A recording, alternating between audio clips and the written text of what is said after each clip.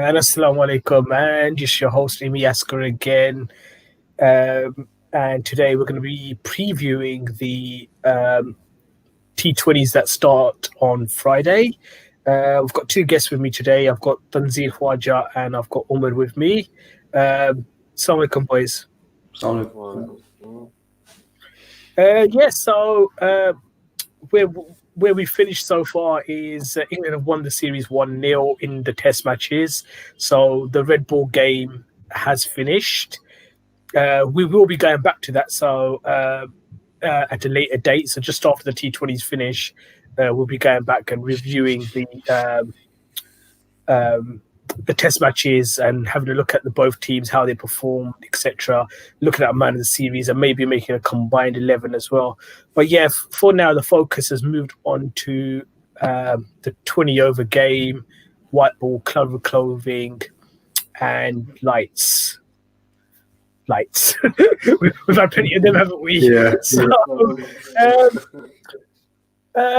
I'm just gonna quickly, before we go over to the guests, I'm just gonna look at the England squad first of all. And Owen Morgan's a captain. Moeen Ali, Bairstow, Banton, Billings, Tom Curran, Denley, Gregory, Jordan, Sakim Mahmood, Milan, Rashid, Roy, and Willie. Tanzil, that is a pretty solid T20 side, but how much will England miss Joe Root, who solidifies their middle order, Butler, who normally opens the innings, and then you've got Ben Stokes, who is, probably one of the best cricketers in the world, if not the best. Yeah, I think quite a few people have sort of called this England's second string team. I think, okay, fair enough. There's a few players in there who would probably not be in the team had it not been for the whole situation at the moment. But let's not get ahead of ourselves. England have produced some fantastic limited overs players over the last few years. And there's a few people in there who are very, very talented. Banton, as we know, we saw him in the PSO. He didn't really light things up as we were hoping. But, Tom's definitely a massive, massive player for the future. He's got, a great, he's got a great match head. He plays well. And he has fantastic partnership with Babar Azam last year in the Vitality Blast. So, we know he can bat. He's very dangerous. Sam Billings as well is another very good T20 player. He's one of those guys that, he'll always get you some runs, when you're in a pinch. You can always sort of maneuver to the field and, pick the singles and doubles. So there's a few guys in there, obviously Tom Curran, he's a T20 specialist, and Jordan, we know as well, we saw him in the PSL. So I wouldn't say that I would take this team very lightly, and calling them maybe a second string might not just be entirely fair to England. But I think the squad, looking at those names right there, definitely put up a good fight. Oh, you definitely. I mean, you can't call it a second string. Yeah. I was actually surprised. I was going through some of the stats, and I was like, David Milan, seriously? Yeah. And I realized, it's someone you don't even notice when you've got Bairstow and you've got Billings. Sorry, you've got Butler and you've got Stokes and Root in the team. You don't actually realize how effective he's been, Roy. And it's wow, Milan. And so that's Milan quite is surprising. definitely my sort of the most underrated batsman. Yeah. I'm a huge fan of Milan. Umar, looking at the England squad, if you had to name 2 or 3 players that we have to really watch out for, who would they be? I think Adil Rashid is dangerous. He's always dangerous back end of the innings and in the middle overs. He bowls his overs really quick, very economical. Obviously, Roy at the top of the order.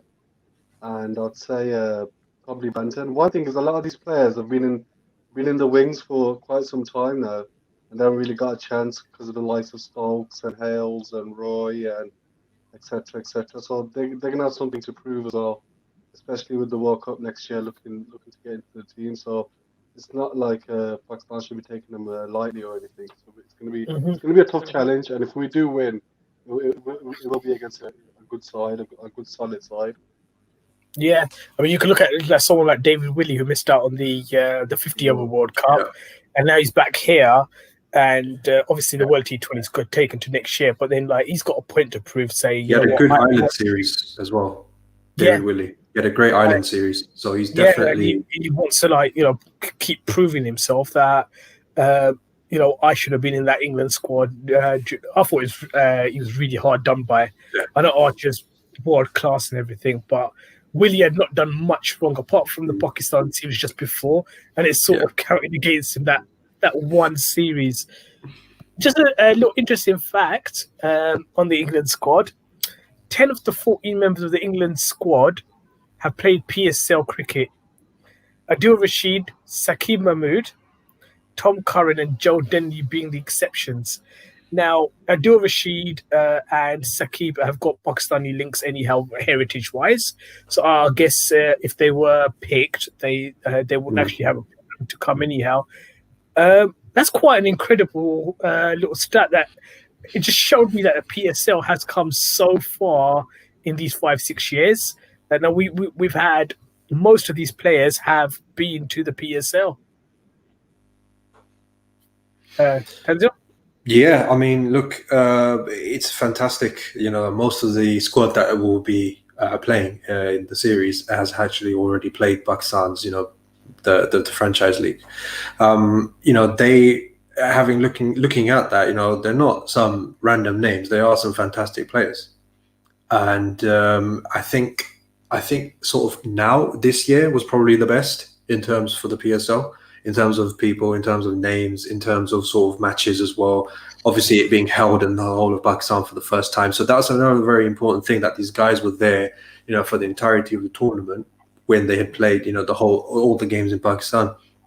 And obviously, when you're playing franchise cricket, you're playing, generally you're playing against the best. So it was fantastic to see all these England boys there, and fingers crossed that as the years go by, as the franchise grows, we see names like Butler, like Stokes, sort of go ahead and sign up to play in the Pakistan Super League.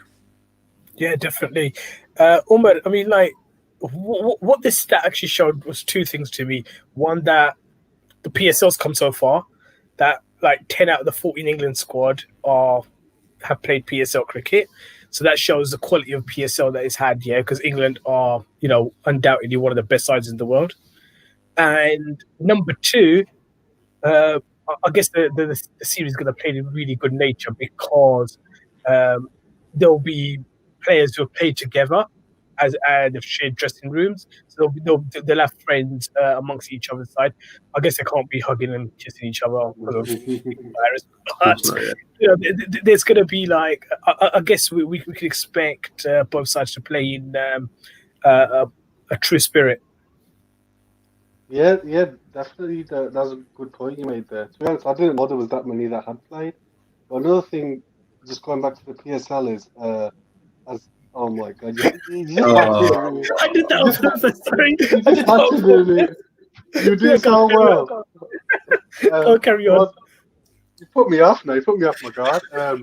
What I was gonna say is, yeah. So with all these top players going to the PSL, it only helps Pakistan cricket, I think. Um, these domestic players that play against these top class players is only going to improve them. It's only going to help them. It's only going to help Pakistan cricket. That's what I wanted to say on that before you disturb me.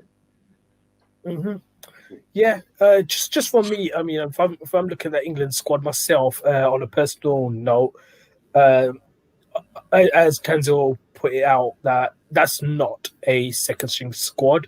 There's people who won the 50 over World Cup.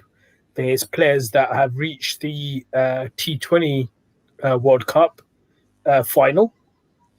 And any team that has Morgan, Moen, Johnny Bairstow, Jason Roy, Jason Holden, David Milan, and Adil Rashid in it, for example, just to name a few, um, that's match winners by themselves. They can win matches like single handedly. So Pakistan can't take that easy. It's going to be a very, very good series, in my opinion. I'm just going to move on and come down to the Pakistani squad. Babar is captain, and we've got Fakhar Zaman, Haider Ali, Iftikhar, Khushdil Shah, Mohammad Hafiz, Shoaib Malik, Mohammad Rizwan, Safraz, Imad, Shadab, Harish Rauf, Hasnain, Naseem Shah, which was surprising for me to be in the T20 team, Shaheen, and Wahab. So that's the squad that we've Pakistan have come up with from their 29. So they've trimmed it down. They've told the others that you're not going to be part of the T20 bubble, so they can relax. I don't know if the players stay or do they go home. I presume they stay. Yeah, I think they get the choice. And yeah, just before we go and look at the squad, it's been such a long tour, and one of the things that I think it was Nasser or was it Afas who said at the end of the test series, just look at the England squad. He goes, they'll be so relieved to just go home and see their families. And I thought to myself, yeah, they would be, as in the England team, but the Pakistani team have been just as long away from their families in a bubble. It must be so tough mentally just to stay like that, and it must be exhausting for them because it's a completely different environment. They can't move, they can't go anywhere, they can't relax. Tanzil, have you like had any sort of inclination how the players have coped? I've got, so basically, obviously, my colleagues that have ended up going to work at the grounds, they are obviously in the same bubble, as in they are also staying in a bubble, not the same as the players. And obviously for them, they're working there, and it's more or less the same thing. They're away from their families. They are working day and night, all just in that one area. You go from the hotel, you go to the ground to work, and then from the ground back to the hotel all night. And for them, it's crazy enough, but we have personnel swapping every couple of tests. For the players, obviously, I can't imagine how incredibly tough it must be, and will continue to be till the series is finished. To have to not be allowed to go out on a normal sort of test victory. You'd be going out, having a meal with everyone. You'd be sort of relaxing, having a nice night. And here they've probably had to celebrate the series victory in their own hotel's room. It's just, obviously it's part of the time that we're living in, and I think it's obviously been very tough. And I think to play a series in these conditions, or everyone involved, it just shows you how mentally tough you have to be as well, especially as a sports person, to go out there day after day, do what you do. Especially playing in these conditions. So hats off to everyone, and it's been really, really amazing the way that they've gone about. Mm-hmm. Omar, you picked up, like, just before we go to the Pakistani squad properly into detail, you picked up something on the England trophy celebration, and tell us about it. Yeah, it's like these guys have been together for like 2-3 months, and then yesterday Joe Root was taking a picture by himself. I just didn't understand that. It's like I just found it really weird. Like, because they've been celebrating all the wickets together, regardless of what it is, and like then all of a sudden, throughout the Test series in West Indies, they were all fist pumping, and then yesterday Jimmy Anderson was going off, and they all had shaking hands, and I was like, yeah. It just doesn't make sense. Yeah, I think they're a bit relaxed. Obviously, the rules are a bit relaxed because I guess the players are relaxed, but it's the rules have told them they cannot do a trophy celebration together. Yeah, I know. Anyway, I'm going to move on. Either way, I'm just going to look at the Pakistan team in like small details. And guys, if you're watching live, feel free to send your comments in because. Then we go through your comments and your comments and your questions. Feel free to send them in as we go along. We can answer them. So yeah, let's look at the batsmen. We got Babar, Fakhar Zaman, Haider Ali, Iftikhar Ahmed, Hushdil Shah, Mohammad Hafiz, and Shoaib Malik. We've got 1, 2, 3, 4, 5, 6, 7 batsmen there. Five batsmen. We'll come back to five batsmen. But yeah, I guess Babar and Fakr will open. Tanzir, I think we will all agree on the two. Absolutely. I guess Babar's a bit undroppable, and he's captain, and Fakr's the only other opener that's going to. Let's talk about Haider Ali. First of all, about Haider Ali.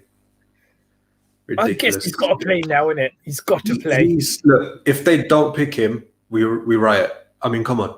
I mean, look, this year's PSL has been, it's fantastic for him. Yeah, he didn't really get, the amount of score people thought he was going to get. But the thing is, right, the way he hits the ball, the way he plays the game, I think he had a strike rate of 158 in this PSL. That's something Pakistan have been missing for a long time now. And I think he just deserves a chance, not only the one game, but in my opinion, Haider Ali is a permanent spot in this T20 squad for this series. Mm-hmm. Umar, I guess as Tanzir, we riot, basically. He's got to play, hasn't he? Yeah, 100%. But then again, it'll be the most Pakistani thing to do of not picking him and have his bats at 3. Mm-hmm. Now, I'm not going to go into who should bat at 4 or 5. We'll come into our 11s later. Iftikhar, he gives you an all-rounding option. Whether I don't know if he comes into our best 11. Then you got Hushdil Shah, again a younger batsman, someone who has played for Pakistan, and he's someone who has the ability to change games around. And then you've got the 2 experienced lads, Mohammad Hafiz and Shoaib Malik. Whether we like it or not, I think at least one of them is going to play, isn't he? Yeah, I think Hafiz might get the nod. Just depends really, because like Umar Bhai said, you're looking at Haider Ali, who's going to probably take that number 3 spot, but you just never know. It'd be the most Pakistan thing to do to sort of say, hang on, Haider, hold on. We've got someone who can sort of let us get this series off to a good start. Hold on. Let us win the first game and then we'll see. And then he'll never play the series. So, yeah, I mean, I'm pretty sure once we talk about 11s, we'll go into more details about who we haven't picked. But, that's where I stand at the moment. Yeah. I think you said that yesterday, didn't you? That only one of them is going to get picked, if not both are going to get picked. Yeah. I'd rather, out of the 2, if I had to pick one, I'd pick Hafiz. But I think both of them will play. I'd be surprised if they've flown Shoaib Malik all the way from Pakistan, and then he's been in the CPL in the middle, and then he's quarantined there and he doesn't play. I'll be very, very surprised. There'll be no point calling him. I think one of them will definitely play, but I'm pretty sure both of them will. And then if we're 2-0 down or something, they'll just pull them out and then stick all the youngsters in. But I think if I had a choice between the one, it'd be Hafiz to play. Mm-hmm. Wicket keepers. We've got the most informed player and man of the series in the Test matches, Rizwan, and we've got ex-captain Safraz. Now, I got a personal opinion. If you play these guys, and one of them has to play, you've got to bat them at number 4, because that's where they're going to be most effective. So I had that at 3, and that one of them would be my number 4. Yeah. So it's one of them. Rizwan is in form, but he had a poor Australia series with the bat in T20s, and then with Karachi Kings, he ended up losing his spot for Karachi Kings as well. And Safraz has had a better run in, say, T20 cricket, international-wise, and leading Quetta Gladiators. But do you, Tanzir, go with the man in form, or do you, just say, I think when they initially came, I think the idea was Rizwan and then Safraz for T20s. But has that changed? Yeah, well, yeah. I mean, they had Rohel Nazir as well, and then they kicked him out.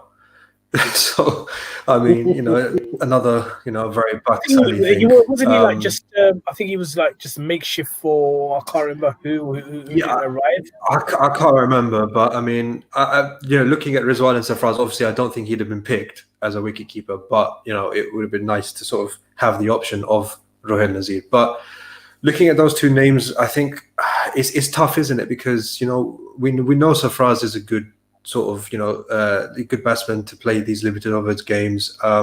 Rizwan is a man in form. He's amazing behind the stumps. It's not to say that Sarfraz is a terrible keeper. That's not to say.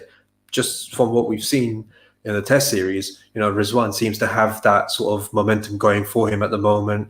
But like you said, in the PSL and sort of the Australia series, nothing really super with the bat. But then again, does he take the confidence that he's had in the Test series, and if he gets picked to be keeper for the T20s, does he take that confidence and sort of use that to his advantage? Now it remains to be seen, but I wouldn't be angry either way, because I think, like you said, whoever plays at 4, and they'll give you that anchor role. So say Pakistan, 2 down for nothing. The both of them will probably help you sort of rotate the strike. They'll probably help you get those sort of runs into the middle orders, sort of building innings. So, it wouldn't be bad whether they pick Rizwan or Sarfraz. It's supposed to be up to them now. Yeah, because both of them are like what we call busy cricketers. So if they were batting, they'll just be taking rotating strike, getting the singles going, getting the doubles, or the occasional boundary. They're not like the one who's going to come in like in the last. It's a bit of a waste, isn't it? In the last 5 overs or last 3 overs, and saying to them like you got to hit out, because it's just not their game. I was just thinking it's very unlikely, but it'll be again the most Pakistan thing to do is to play both of them. How many are they going to play? How many are they going to play? Yeah. So Hafiz will probably bat 3, Rizwan 4, Sarfraz 5, and Malik 6, and done. Nice and easy. He's going to make us riot, isn't he? He's going to make us riot. Just have to laugh at how accurate that is. And then Wahab will probably come into 18th over when we're about 129 for 6, trying to get us to 150 somewhere.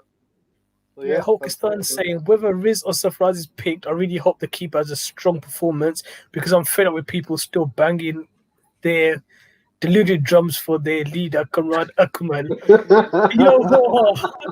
It's one of them. I actually saw someone today as well saying, we need to bring Kamran Akmal back. You're like, seriously? After he was all like, this no, he said that, Riz had a great series, but let me stop you right there.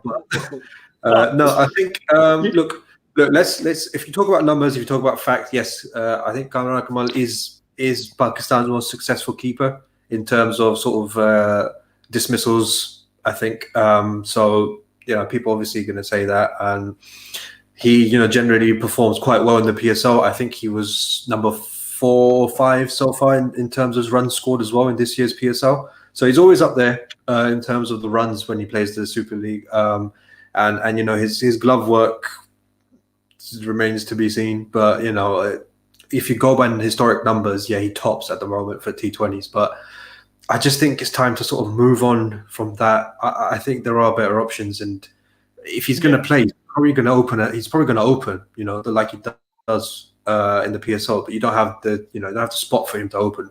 So I think it's definitely time to sort of move on from the Akmal clan. And the other thing is, some people say you'd rather have a 20 off 10 balls than, or say a 30 off 15 balls than have a 30 off 25 balls. Yeah, okay, accepted. But then if you go and drop Jason Roy, or you drop Virat Kohli, or you drop Stephen Smith, or you got my point. That no matter runs are going to sort of justify that. Not every day do you drop, say, Virat Kohli and get him the next ball. Exactly. Champions Trophy final. I think we saw Ahmed's interview last week. I was just watching one, and he said that he as soon as he got dropped, he was like thinking about fuckers a month's no ball. I said that the exact same thought come to his head. Yeah. He said like, he might make us pay, but he pulled another one because I think because that one was going away. He said that he thought that he's going to pull another one away because now Virat Kohli will be definitely thinking that he's going to go for a big booming in swinger. Yeah. So he worked him out. But then things don't happen every day. No. Then things don't happen every day. So, before we go to the fast bowlers, it's the spinners. Imad and Shadab. I think, it's pretty much guaranteed. I guess both are going to play. Yeah, I think so. Definitely. Umar, I know you've got this weird 11 going at the moment. So, do they play or not? I think Shadab in the middle order. Never mind the other ones that said what Shadab did in the PSL when he came in the middle order. He can't be surely worse than Malik and Hafiz, even though they haven't played yet. But we're going to come to that. We're going to come to that in a little while because I've got. I think both will play. I think both will play. Fast bowlers, we've got Haris Rauf, Hasnain, Amir, Naseem, Shaheen, and Wahab. There's some serious pace in that fast bowlers list. Some serious pace. What it does lack, though, is a bit of experience, I think, because apart from Wahab and Amir, they're all fairly newish. And I think Shaheen, I don't know, he looked a bit tired to me during this test match, so I don't know if it's time to give him a rest or not. But I think that pace back, six of them? Yeah, six of them. That's a pretty decent 11. I'm actually surprised, that Fahim never actually got into the squad. That was a surprising pick for me, I think. So you'd have thought that he'd be sort of in contention for the T20s if he wasn't for the test. So quite interested in that debate. Mm-hmm. I'm just like when I just said that, I've just looked at my 11. And you got Fahim in there. So, as I just said that, I was like, did I just pick Fahim in my 11? So, poor. My 11 needs a change. Right, gonna go for some stats now. In fact, before we do that, we've got another comment here, and it's Hulk Stani again. How many times does Malik have to fail before our chief selector would drop him? The chief selector is the coach and used to be the batting coach. Apparently, I read today that he will be stepping down as chief selector. There's rumors, isn't there? Yeah. There's a rumor, and Shoaib Akhtar or Mohsin Khan are going to take over.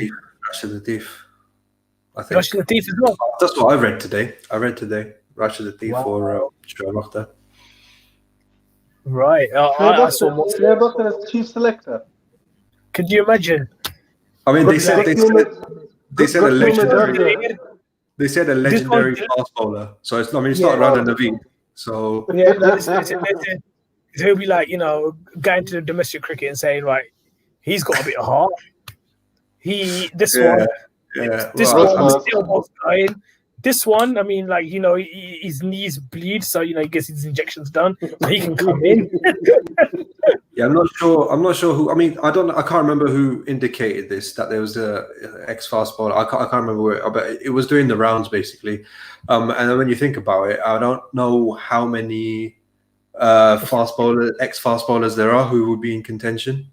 Shoaib Akhtar, Wasim Akram, but Wasim Akram, I don't think he'll ever get a post, working in the PCB. So I can't imagine, they'll kick, Waqar Yunus off his bowling coach and make him chief selector. So it's very interesting, not very interesting bit of news, but again, it's all just rumors at the moment until we hear something. I guess nothing definite. Yeah. Just to go on some stats then, Babar is world number 1 ranked batsman. David Milan was number 6, and this is where I was like, wow. Yeah. Where Milan come? Morgan was 7, Jason Roy 13, Fakir Zaman 22. I think Pakistan's next highest is Shoaib Malik at 40 something. So yeah, 40 something though. So it's pretty. Okay, let's Pretty not count that one. Yeah, pretty down the barrel basically. So just talking about Babar Azam as a T20 player, Tanzil, how good is he? Ridiculous. I mean, guy, he's averaging like 50.7 or 50.8. You know, top of the order, captain of Pakistan. You know, I mean, he's just so pleasing to watch. You know, there are some guys who play T20 and it's, you know, brute strength, and you know they hit the ball like over the leg side with flair and all that. Babar is just pure class to watch. I think his, you know, his sort of top of the order stuff, what works for him, especially in sort of later on games at night, is you know, under the lights, is sort of that shine you get on the pitch and sort of the ball sort of very hard and sort of just moves away in the lights as well, and he's just sort of leans into it and just off to the. He's just beautiful to watch. Massive fan.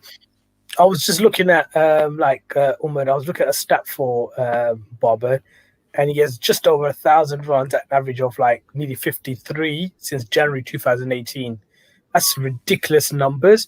I was just looking. I didn't really look at anyone else in comparison. All I was looking at was England and Pakistan at the time. And the next highest was Owen Morgan. And Owen Morgan had about somewhere like near 600 runs in the same time. So you got Butler, you got Stokes, and they're all lower than that.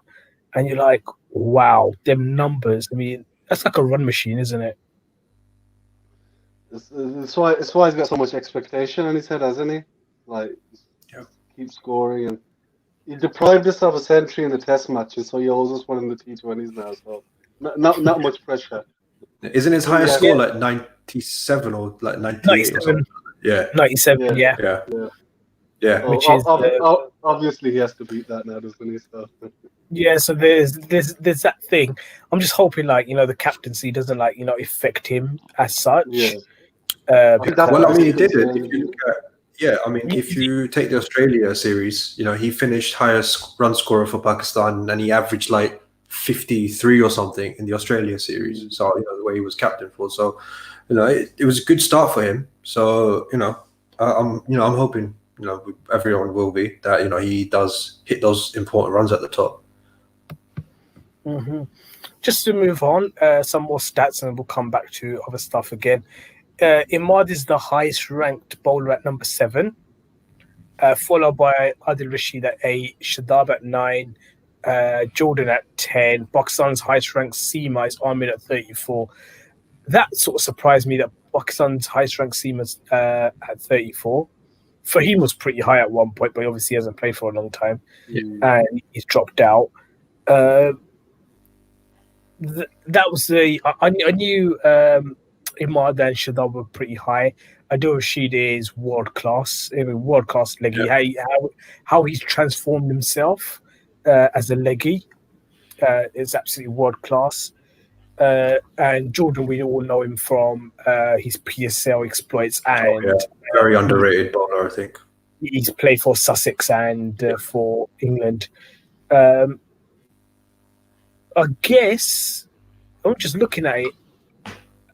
Are the Pakistani seamers underperforming? I mean, at 34 is pretty low.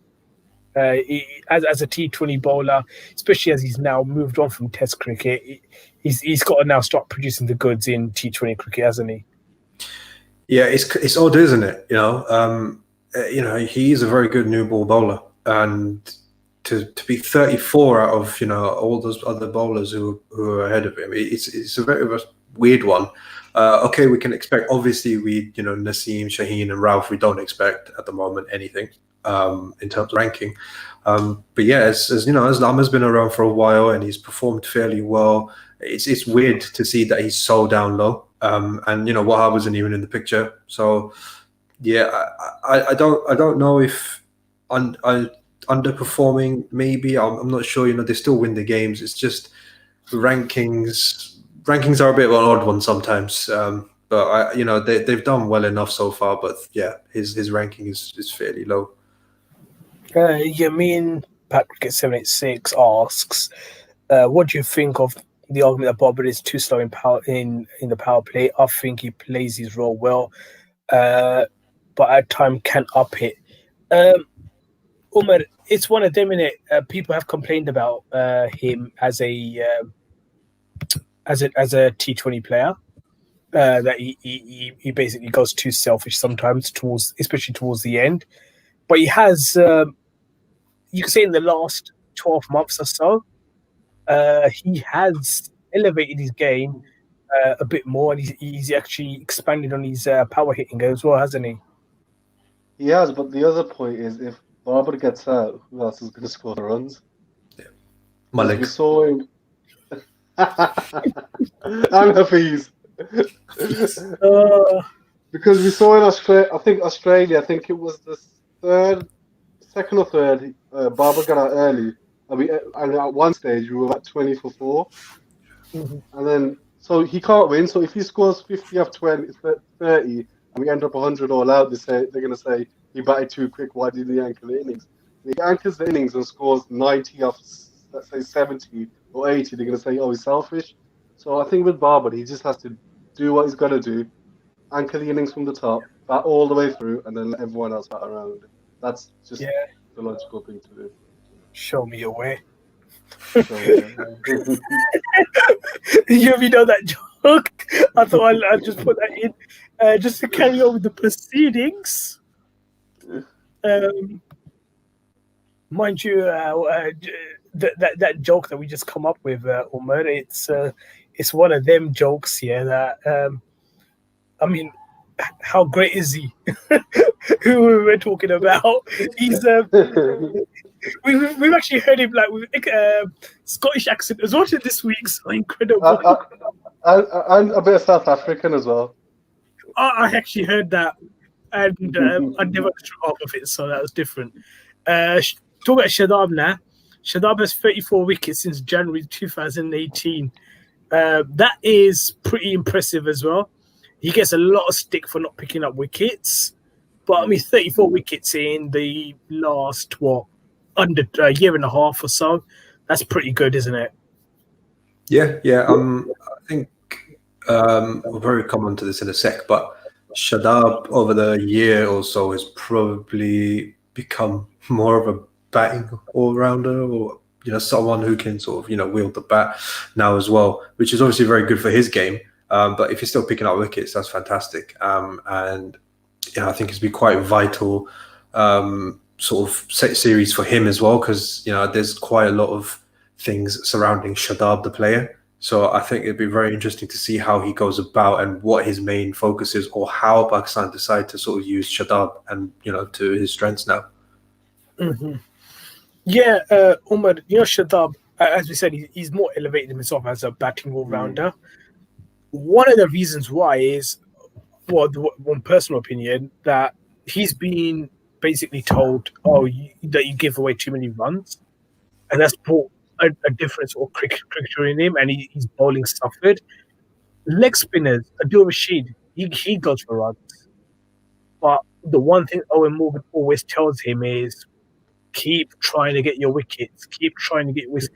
As long as you get 34 wickets in what? It was actually a year.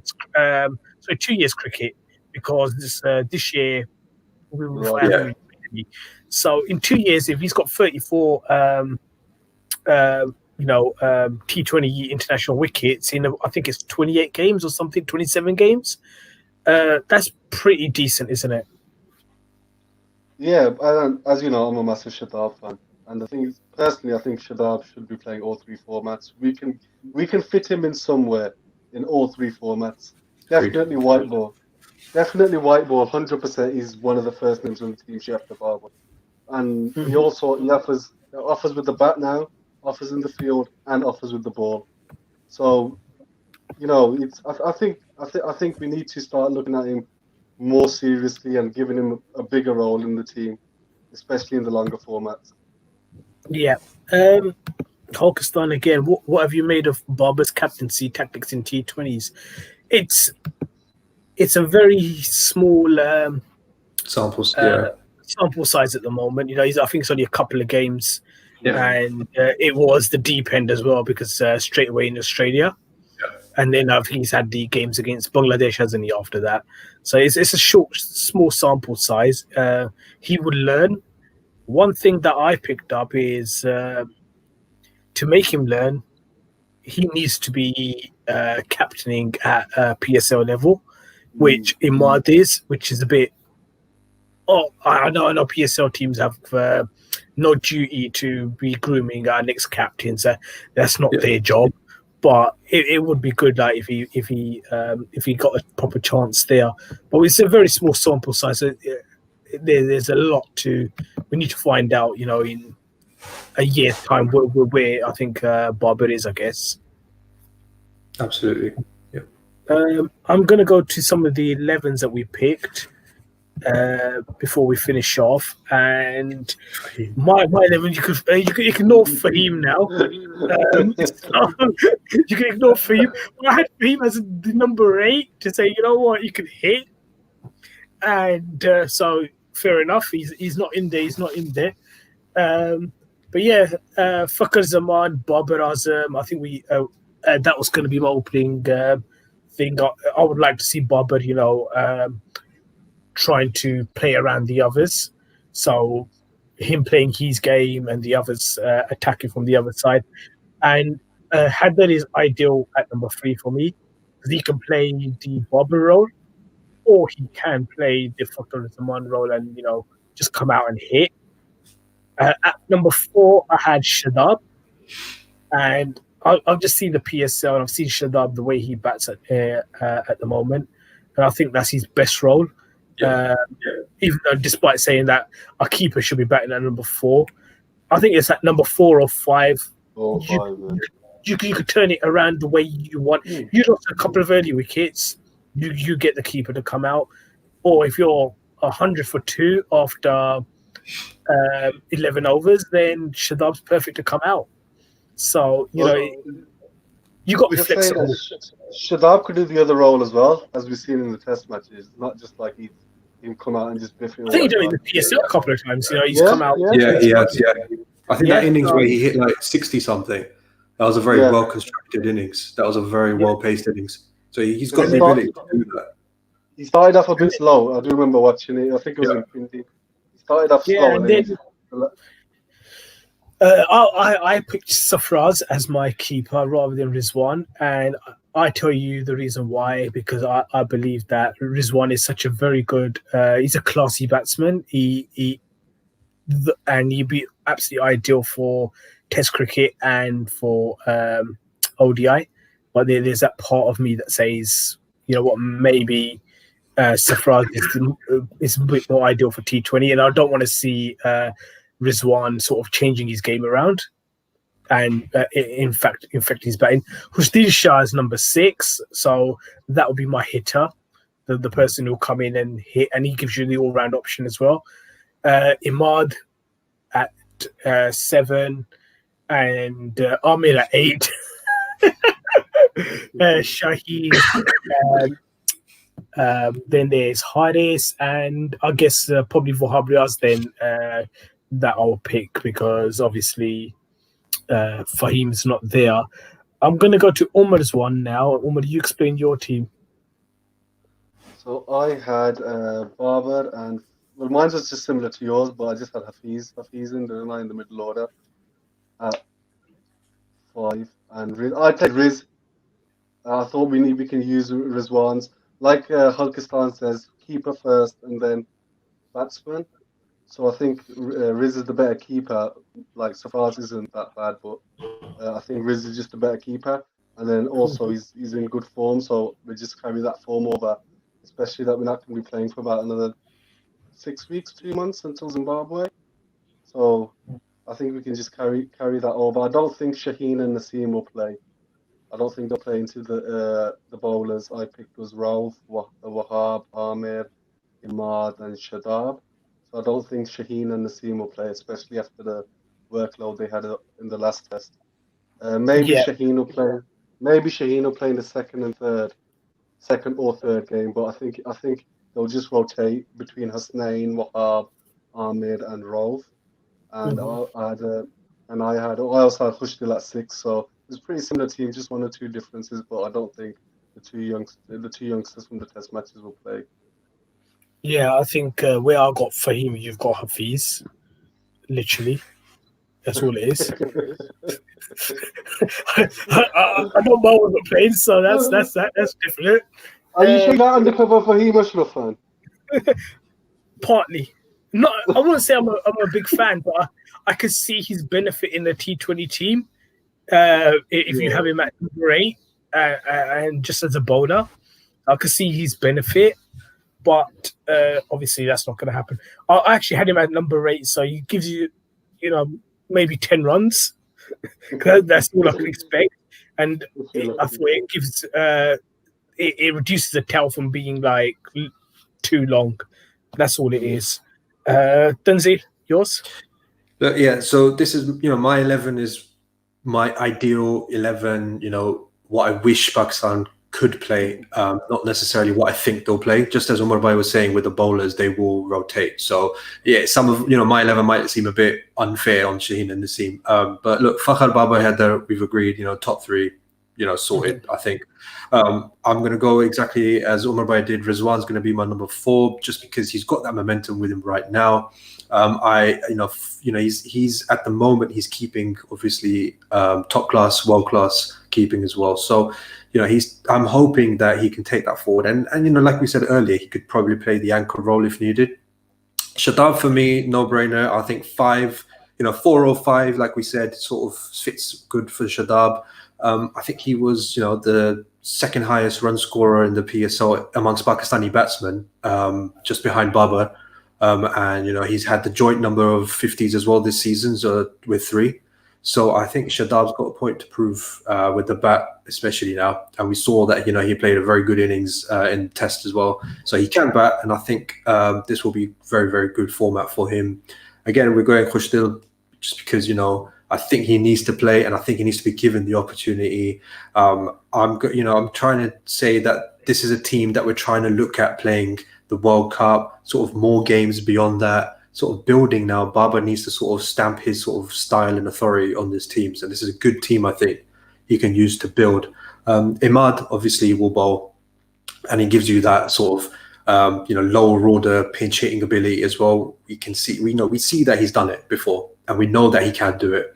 Obviously, I picked Amir. I think Amir is going to be obviously your opening bowler. We know what he's, how he's like opening the bowling with the new ball, and T20s is generally really good as well. So I think he will play. I think it's definitely one that will be rotated in. And then you've got Shaheen, Naseem, and Ralph. Obviously, Shaheen and Naseem, just as Umar said, probably won't play all 3, or might not even play all 3 at all. You'll probably see Wahab in there. You probably see that sort of trio: Amir, Wahab, and Ralph. Hasnain might get a game, but again, like we said earlier, it might come to a point where some players are going to be picked based on where Pakistan are in the series. If they're 2-0 down, they're probably going to pick, probably going to have like Hasnain come in. They're probably going to have, the players in and out, rest a few others. If Pakistan are 2-0 up, they might, do the same thing maybe. If the series is at 1-1, then that's that throws up. That's a different can of worms. Not really sure how exactly they'll do it. Just one thing on Ralph, actually, I think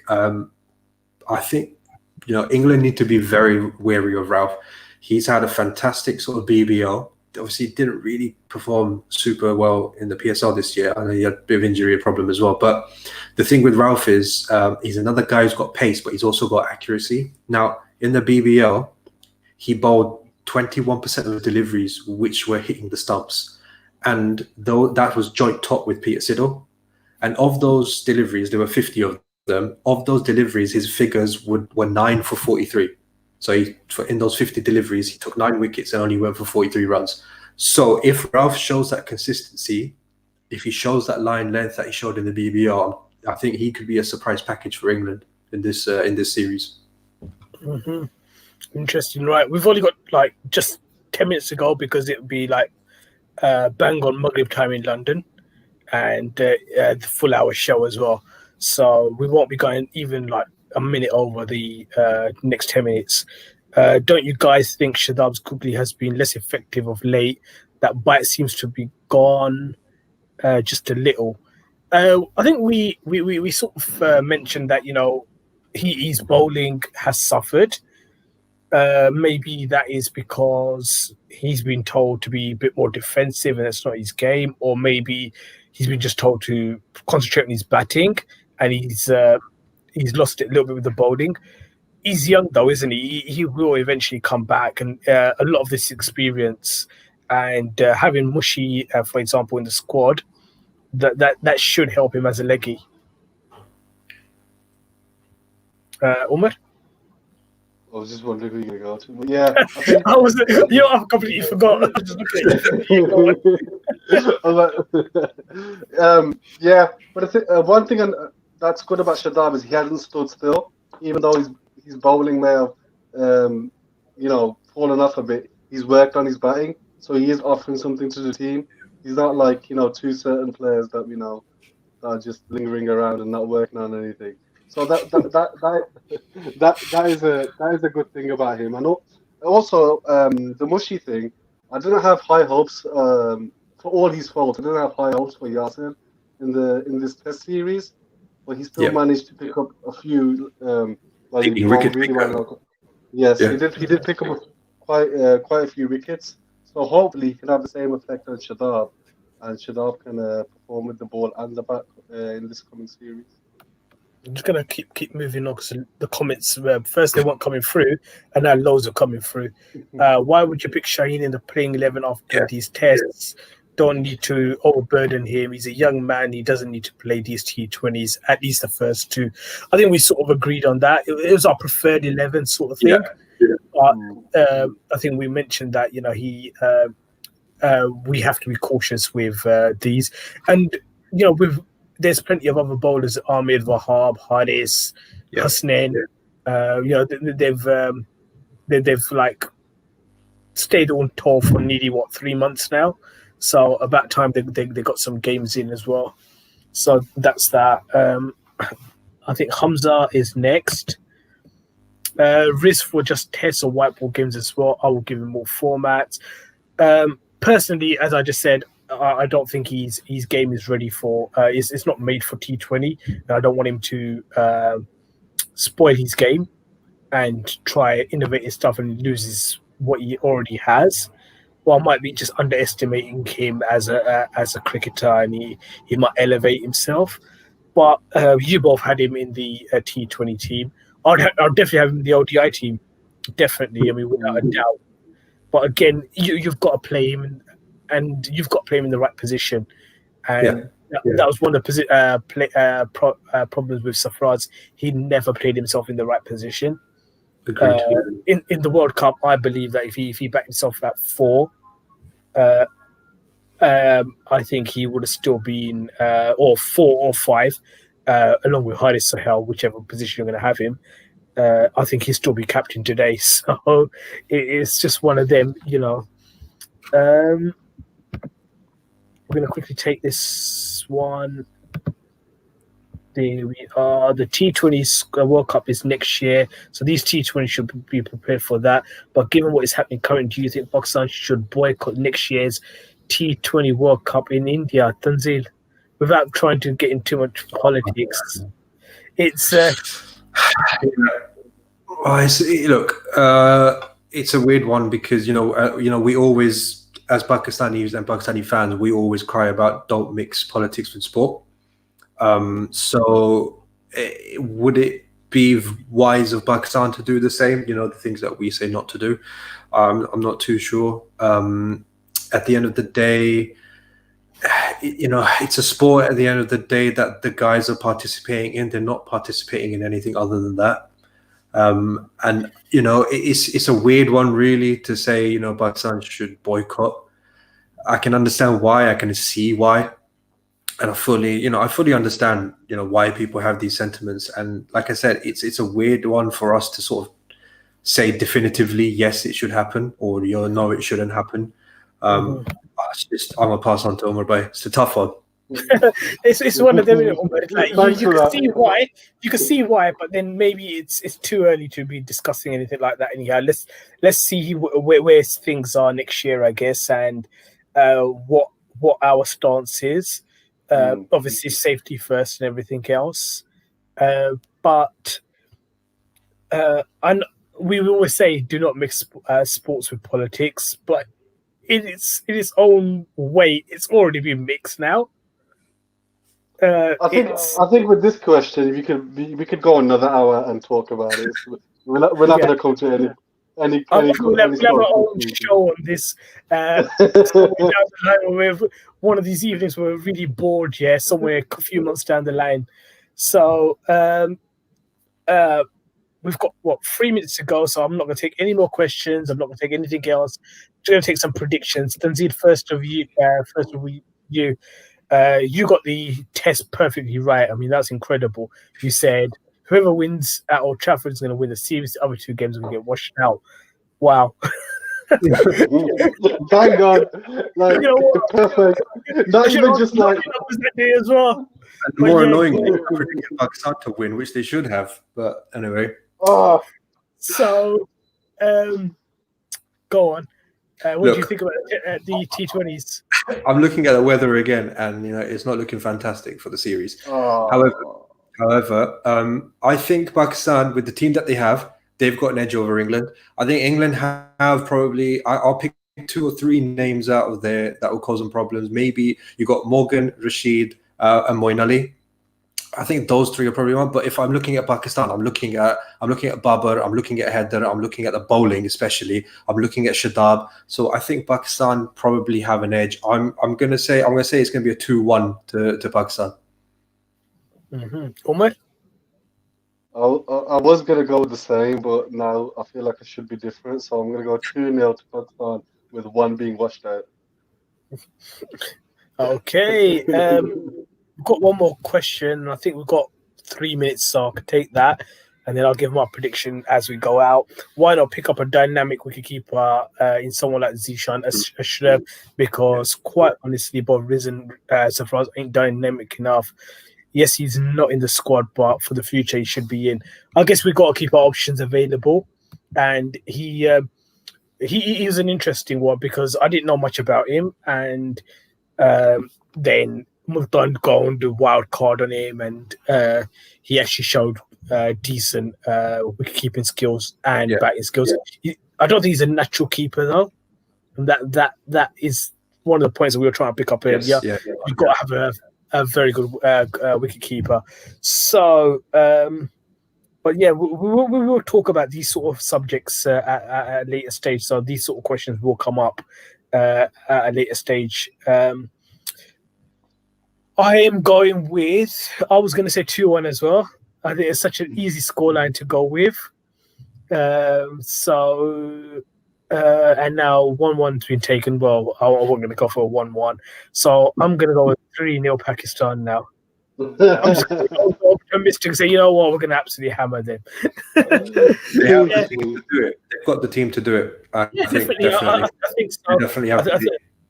And as a player of the series, I'm going with Haris Rauf. I've got the feeling that the boy's going to come to party. These sort of wickets will suit him. So I'm looking at Haris Rauf and saying, you know what, I'm expecting big things from him. So that's that. Thank you guys for joining me. Thank you so much. You know what? Just before we go, I've had a very interesting one. Maybe by... You haven't talked about the you know what? How pathetic. How pathetic. I'm pretty sure that's satire. I hope so. I hope that was... brilliant. So, brilliant. That's a great question. I think we could do an hour's show on that next as well. Yeah, I guess so. So we've got loads of shows coming up now. Salary's going to be another one. Thank you, Tanzil, for joining us. Thank you, Omar, as well. Friday should be interesting viewing. Hopefully, the weather stays clear for all 3 games because we want to see some cricket now. And thank you, everyone, for joining us today. Stay happy, stay blessed, and forever Pakistan's in